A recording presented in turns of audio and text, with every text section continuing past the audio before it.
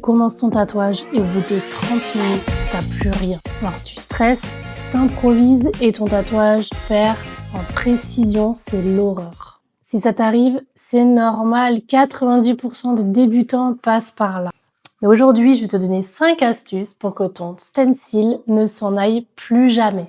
Astuce numéro 1.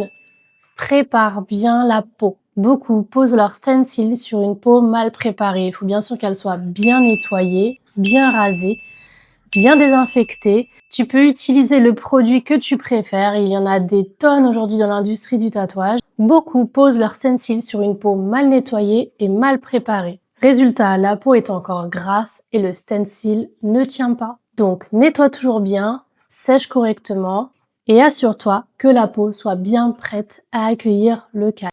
Astuce numéro 2. Utilise un bon produit de transfert. Un simple gel, un déodorant ou même du Dettol ou du savon vert, c'est pas suffisant. Je sais ce que je dis parce que j'ai déjà vu des tatoueurs appliquer leur stencil avec du déodorant en stick et du Dettol. Et pour tout vous dire, j'ai commencé comme ça en Thaïlande.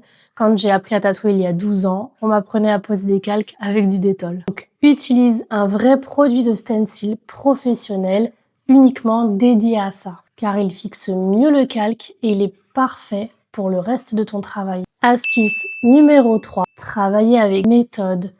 L'important, ça va être de bien structurer ton travail et de travailler dans la douceur quand tu vas essuyer. Si tu essuies, bien sûr, dans la mauvaise partie, tu vas essuyer ton calque avec. Et si tu travailles d'une mauvaise manière et d'une mauvaise méthode, eh bien, laisse-moi te dire que ton stencil, il a de grandes chances de ne pas voir la fin de ton tatouage. Donc, essuie toujours délicatement.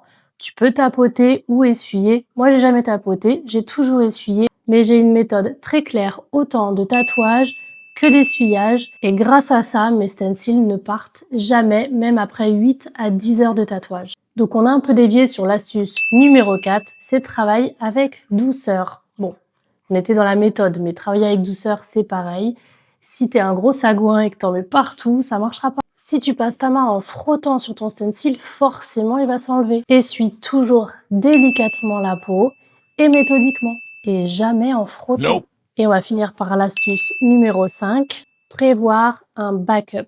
Même avec toutes les précautions que tu prends, il peut arriver qu'au bout de 8, 7, 6, 5 heures, ton stencil puisse quand même partir un peu, j'avoue. Dans ce cas, travaille toujours avec ta référence photo à côté et sois très méthodique dans ton travail à faire que si tu fais un visage par exemple, tu commences uniquement par ce visage si ton tatouage est en plusieurs jours. Et si tu dois faire le reste le lendemain, tu poseras le reste par-dessus ce que tu as déjà fait. Le lendemain, bien sûr, tu feras attention de bien reposer au même endroit, mais c'est très important. Dans ce cas, travaille avec la référence photo à côté de toi. Personnellement, j'ai mon iPad et j'imprime une référence photo. Je préfère toujours avoir les deux car je peux retoucher les contrastes sur mon iPad et avoir ma photo juste à côté de mes yeux.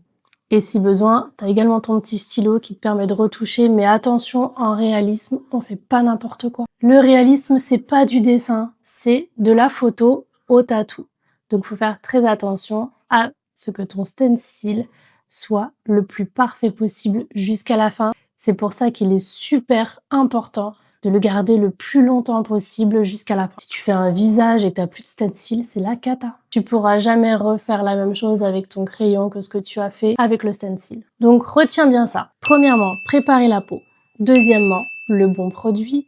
Troisièmement, sois méthodique et structuré. Quatrièmement, travaille en douceur. Et cinquièmement, prévois un backup.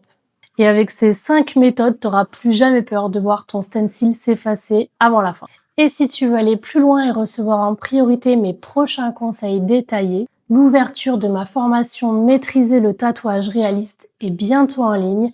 J'ai ouvert une liste d'attente. Tu n'as plus qu'à cliquer sur le lien tout en bas dans ma bio. Et tu feras donc partie de la liste d'attente avant l'ouverture de ma formation. Et bien sûr, abonne-toi à cette chaîne pour ne pas rater mes prochaines vidéos. Chaque semaine, je partage mes conseils et techniques pour progresser en tatouage réaliste. À bientôt dans la prochaine vidéo.